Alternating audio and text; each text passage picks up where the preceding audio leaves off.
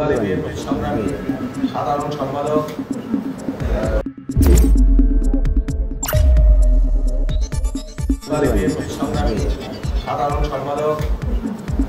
চৌধুরী নাজমুল হাসান রহমান, আমাদের নগরকান্দা থানা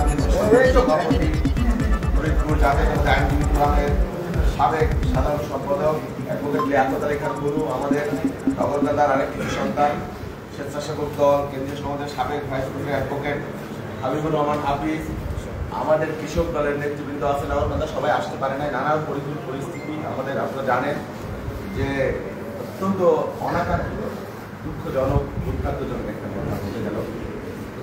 রক্তাক্ত রাজনীতি আসলে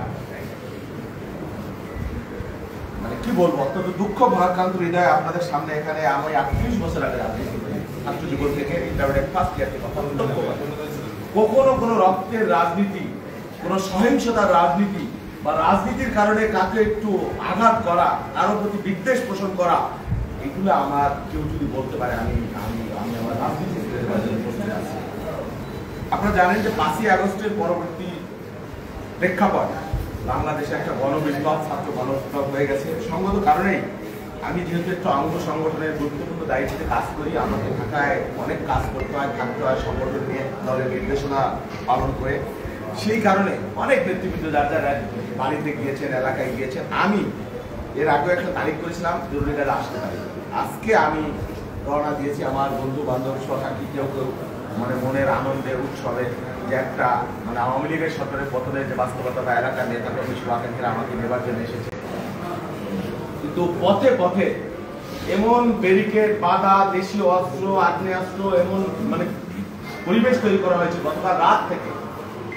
আমাদের একজন গুরুত্বপূর্ণ নেত্রী, তিনি গতকাল বাড়িতে এসে বসে, আমি স্পষ্ট করে বলছি, এভাবে আমি কোনোদিন বলি না, আমি বলতে বাধ্য হচ্ছি, তিনি নিজে বসে এগুলো সমস্ত কিছু অর্গানাইজ করেছেন। তাকে আসতে দেওয়া যাবে না, কোনোভাবে আসতে দেওয়া যাবে না, যাওয়া হবে, খুন হইলে হবে, 10টা হইলে হবে, 20টা হইলে হবে, এরকম নির্দেশ আমি শুনেছি এবং তার প্রমাণ আজকে আমরা দেখলাম। আমার কাছে অনেকগুলো, আমি প্রত্যেকটা তথ্য নিতে পারি নাই, অনেকগুলা। একজন ইতিমধ্যে মৃত্যুবরণ করেছেন আঘাতে, কোপের আঘাতে, তার নাম কবির ভুইয়া, পিতা তসিরুদ্দিন ভুইয়া, ছাগলদি গ্রাম, আমার থানা কৃষক দলের সদস্য। তারপর গুরুতর আহত আমাদের সালতা জেলা ছাত্র দলের শামীম খান কায়েস, তাকে ঢাকার নিউরো সায়েন্স হাসপাতাল থেকে সংকট হল তার জীবন। আরো অসংখ্য আমার কাছে এখানে আছে যারা আহত হয়েছে গোপবন্ধু স্টেশনে, সেখানে এরকম সন্ত্রাসী গোষ্ঠী সেখানে ব্যারিকেড দিয়ে যারা এখানে পথে লেগেছে তাদের গাড়িতে হামলা করেছে, শারীরিকভাবে আঘাত করেছে, কুপাইছে, পিটাইছে, অসংখ্য আহত, অসংখ্য মোটরসাইকেল গাড়ি ভাঙচুর করা হয়েছে। আমি জানি না এটা কি রাজনীতি, কোন ধরনের রাজনীতি।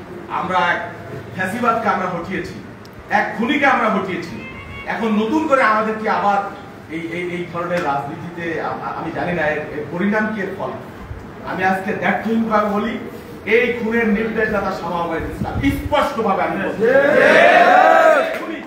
তিনি খুনের মদতদাতা, নির্দেশদাতা, এই অসংখ্য নৈরাজ্যের নির্দেশদাতা। আমি আপনাদের মাধ্যমে দেশের মানুষকে বলছি, আমি আমার পার্টিকে বলবো, অতি দ্রুত এদেরকে যদি ব্যবস্থা না নেওয়া হয় তাহলে আমাদের দল কোনোভাবে এই সংকট সবাইকে আপনাদের ধন্যবাদ, আপনাদের